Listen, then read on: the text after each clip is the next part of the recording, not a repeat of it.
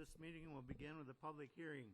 Anyone other than the applicant or their representative wishing to speak must register and submit the registration slip to the zoning administrator at this time. Following the public hearing, the board will conduct its monthly business meeting, at which time we will vote on the applications. You may stay for the meeting and hear how the applications are decided, or you may leave following the hearing. The applicant and the town board will be sent a copy of tonight's decision. Any other person wishing to receive a copy of a decision can sign the sheet at the table at the front of the room. Those of you wishing immediate knowledge of the outcome of these proceedings may call the county zoning office tomorrow morning. The procedure we will follow for hearing each application is, after the application is read, the applicant, their agent, or representative will have an opportunity to present their application, followed by questions or comments from the board. Then all correspondence will be read. Then others in favor will have a chance to speak. Anyone objecting will then have a chance to speak. I will then ask for a summary of the board's field visit observations and any staff comments. Finally, the applicant will be allowed a chance for a brief rebuttal if they wish. Anyone wishing to speak should use the microphone at the front of the room, state their name, and direct their comments to the board. I ask that all testimony be kept brief, no more than 5 minutes, and to the point. If you are testifying as a nearby landowner, please tell us where your property is located relative to the subject property. Tonight's hearing will be recorded, and the recordings will become part of the record. Comments that are based on hearsay or secondhand information, as well as slanderous or prejudicial remarks, will be ruled out of order. The board has looked at all the properties, and the record will reflect these observations. Any person affected by an administrative decision of tonight's board has 30 days from the filing of tonight's decision to make an appeal. Such appeal shall be heard by the Waushara County Circuit Court. Information is available from the Clerk of Court's office and qualified legal counsel. The county assumes no liability and makes no warranty as to the legality of any construction commenced prior to the expiration of this 30-day period. Now I introduce the rest of the board. To my left are Larry Tim, Kevin Fitzgerald, John Benz. My name is Roger Wagner, Terry Pokstad, zoning administrator, seated at my right. First variance to be considered tonight, Dr. Marilee Shade Brown Trust, Denver, Colorado.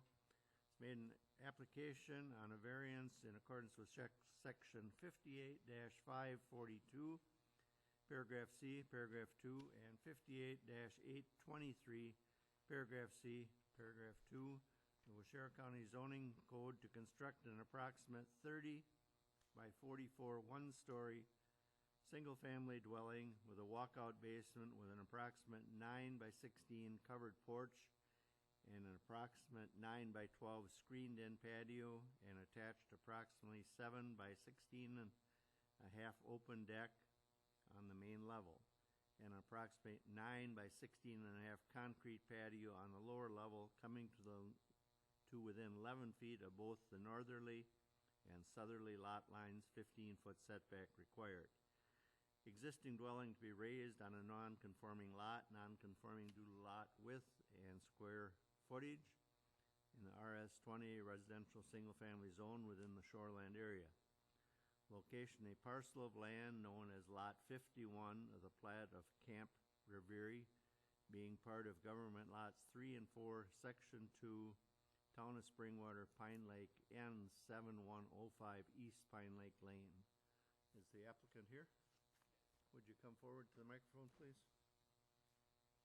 Yes. State your name for the record, please.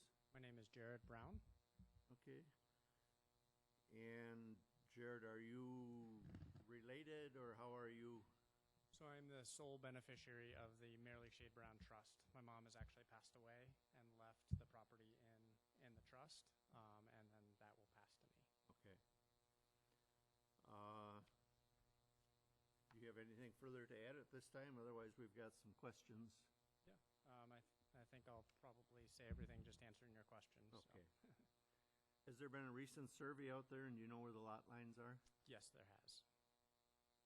And stakes are recognizable? They are. Okay. Have you talked to the neighbors in the town board about the project? I have. There should be correspondence from both neighbors kind of approving and giving their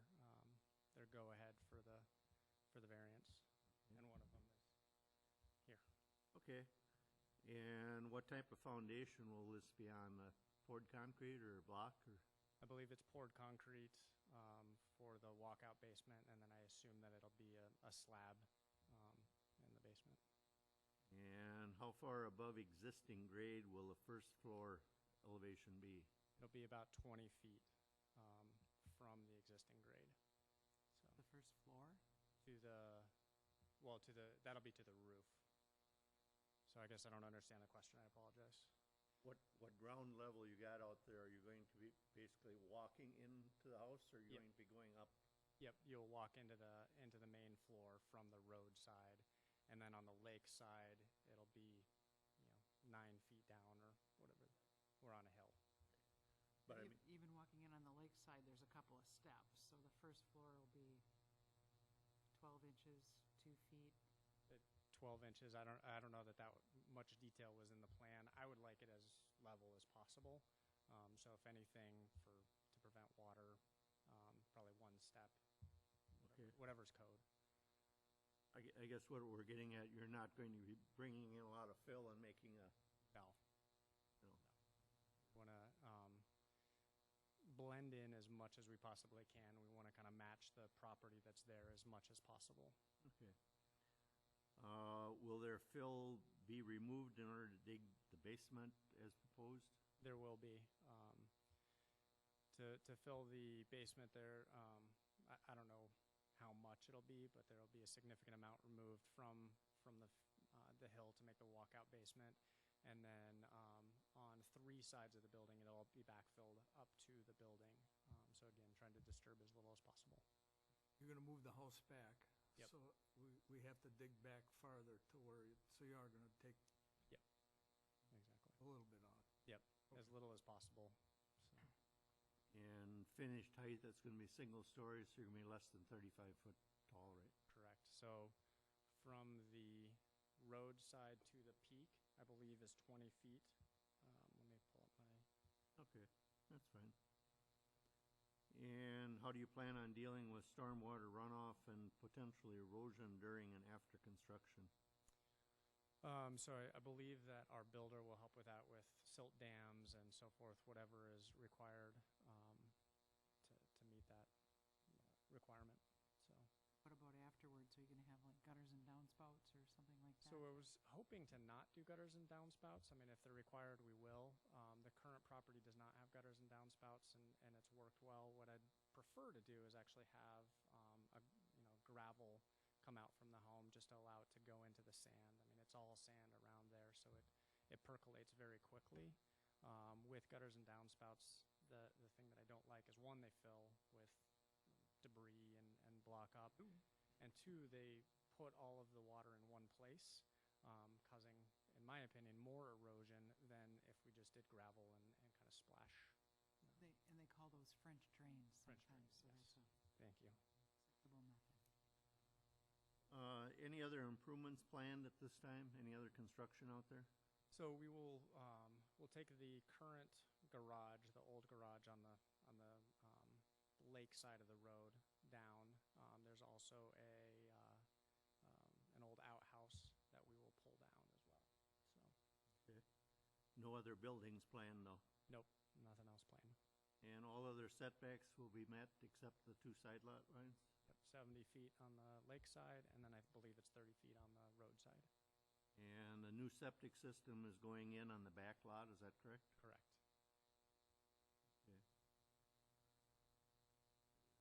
Is that an Indian mound back there, or does it just appear to be that way? I don't know. I've always heard that it's an Indian mound, but I don't know that anybody's actually come out and studied or not. I just Is that on your property or the neighbor's property? it's on our property. It is. Yep, and we will be, regardless of what it is. We've always respected it since it's been in our. I mean, this property's been in my family since 1917, and we've never done anything. We've always worked around it. We'll do the same with the setback. So we'll actually go down the Medway's property line with the septic system. The person that did her septic system will also do ours, and I've spoken with him with these new revised plans, and he said there's still plenty of room, and it should be doable.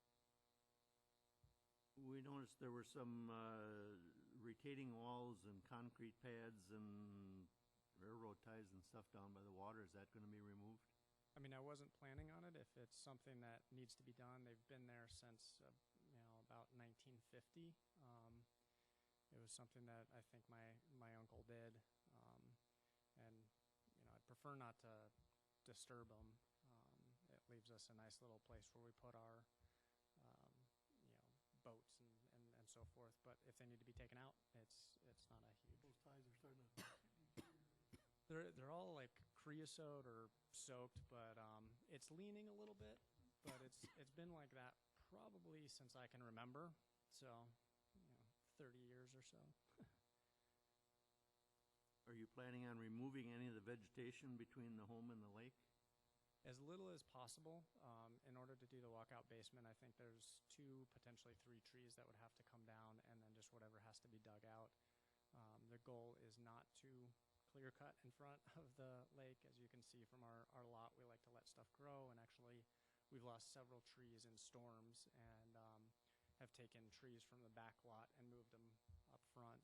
Gene can attest to the number of attempts I have made of moving a elm tree to the front side of our lot. we saw it. Yeah. And then Gene actually bought that little maple tree for my son.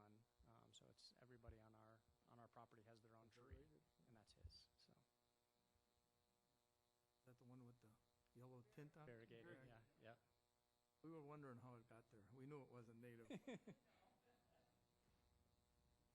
The steps, the concrete steps, are you planning on replacing them or leaving them in, or? I would very much prefer to leave them in.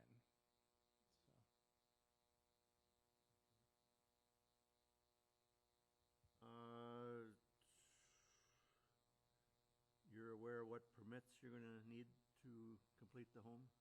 To a certain extent, for the most part, I'm going to allow the builder to do that and make sure that he meets all codes and pulls all the correct permits. You've chosen a builder and plans and everything already? Yep. And how are you going to dispose of the old cottage? I believe that Ken will recycle what he can, and then I guess the rest goes to landfill. I don't actually know. I haven't asked that question. So your builder's gonna arrange that? Yes. 'Cause in older cottages, sometimes there's asbestos, so there's certain requirements for that removal Okay. as well. So we just wanna make sure that that's done. Sure. I mean, our builder is going to be KG Builders, so they've got, from what I understand, a really good reputation. They built the Van Dyke's place right next door, and very similar situation. They removed the existing cottage, and so How old is that cottage, do you know? the concrete in front, which was put in after it was built, was 1922. So for my records, I think it was built in 1918. And then it's had some modest updates, like the screened-in porch on the front was converted to living space and so forth. So Are the steps that old too, that go to the lake? I would assume that they were with the original concrete pour. But they're in fantastic shape. There's no cracking. None of them are broken, and you can see some of the aggregate for sure. But Keep the pine cones off those steps and you won't have any problem. yeah. What kind of timetable are you on as far as building, if an approval were granted? So we would like to start, it probably won't start until about May of next year is probably the timetable we're on. We were originally looking at starting this winter, but we've got to go through the financing process and so forth, so we'll see. Probably remove the building during the winter time, is that the plan, or? I don't know. I mean, if that's a advisable plan, that's something that can be done. That's up to your contractor, I guess. Yeah. Whatever easier for him. Yeah, and whatever's easiest on our dirt road, because I know if I leave a lot of potholes in that road, I'll hear about it from Gene and the entire board, so. Some of these we deal with are farther down the slope, and they have to come across the ice in the winter and do them, but you're not that far down. But I would talk to my builder about it. Okay. And then I did have one more question. Are you 11 feet on both sides even though the lot narrows? Because I think we did have one site plan that had 10 feet on it instead of 11. So I Yeah. just want to make sure we've got the right distance. I believe that we do. So I worked with Lindsay, and I believe that the lot gets wider as you go back from the lake to where it straightens out. And so at that point, I think we're 54, 55 feet wide and 57 at the back. So that 11 is based on the best math we have currently. So I hope it's right as well. Is that what we measured out there, Kevin? Weren't we measuring 10? We measured 10 to about this far away from each wall. Pretty close. It was pretty close And to that 11. cottage is 30 feet wide too. It was about between 10 and a half and 11 when I measured from the stakes that he had there. So he's got a little wiggle room there. And really what we're trying to do is just replace the existing cottage with something a little more. Any other committee questions? Okay, you can have a chair. Thank you. Correspondence? We actually have two letters, but now that I look at them, they read the same, so I only have to read one, and then I'll read both names. It says, "To whom it may concern," and it's dated July 13th and the 14th of 2016. As a neighbor along East Pine Lake Lane, I support the Browns' request for a variance for 10-foot setbacks at N7105 East Pine Lake Lane. I have seen a copy of the plans and have no objection to the proposed setbacks or 30-foot wide design for a new home. The proposed plans are consistent with the current home and setbacks and seems to fit the lot. It seems that anything more restrictive than 10 feet would unnecessarily constrain the Browns' ability to build a home on the lot. The proportions of the proposed home are pleasing to the eye and appropriate for the area. I hope that you will consider my opinion as a neighbor and approve the requested variance. That's signed, "Thank you, Ted and Sue Van Dyke at N7099 East Pine Lake Lane." And Jean Medway, N7109 East Pine Lake Lane. Are they both the adjoining or affected landowners? One would be to the south, the Van Dykes are to the south, and Jean is to the north. What is the second name? Jean Medway, Medway.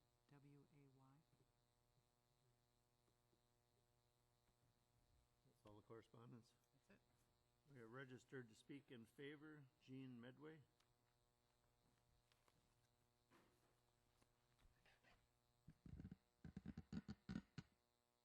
I think most of it's been said already, but I just wanted to voice my opinion that I have no qualms against the proposed building. The footprint width-wise is what's been there for many, many years. I don't see that it's going to affect any of the neighbors or any of the lake property around us.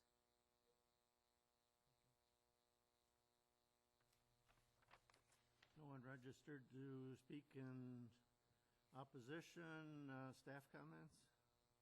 For the record, the board has previously been furnished with a copy of the site plan and the other data that was submitted for this application. And they also visited the property on Monday and viewed the proposal and the location on site. At this time, I'd like to explain a little bit about variances. Variances ask for a relaxation of a dimensional standard in the code. The decision to grant a variance must be backed by substantive reasons, which include, number one, that the code is unnecessarily burdensome and that the landowner is not able to enact a permitted use without a relaxation of the dimensional standard. Two, there are unique limitations on the property that prevent the landowner from meeting the required dimensional standards. And three, if the variance is granted, no harm will be done to the public interest or the zoning code. It is the applicant's responsibility to present the case and provide the burden of proof as to why the variance should be granted. Personal situation of an applicant, financial hardship, convenience, growing families, nearby violations, none of those can be considered as valid reasons to grant a variance. When the board visited the property, they noted that all structures, including two sheds, the retaining walls down along the shoreline and the existing cottage were all non-conforming and didn't meet current setbacks. They also noted the new home would be set back further from the lake than the existing cottage, yet similar to the side lot lines as the existing cottage. And far as my comments go, some of you will remember last winter, we did grant a previous variance on this property. And usually, once you have a variance, you're only supposed to get it for as small of a relaxation of the code as you can. And that was for a narrower home. It was actually a little further from the side lot lines, but it was quite a bit taller. It was actually 2 stories and probably barely came in under the 35 feet. And I think by reducing the height on this proposal, and then if we can get some mitigation items, such as removal of the non-conforming structures, the walls along the shoreline, and get a little revegetation in that area of the retaining walls, make sure that we have proper erosion control during construction, have some good stormwater management plan during and after construction, I think it's all going to lead to a better situation. So I think it's a good compromise that even though you don't usually argue that you need a little more when you've already gotten something a little less, that this is a reasonable alternative. And that mitigation would certainly go a long ways towards that. That's it for my comments. Anything from the DNR? Nope. Okay, that closes the public hearing. We'll go right into our business meeting, in which time we will vote.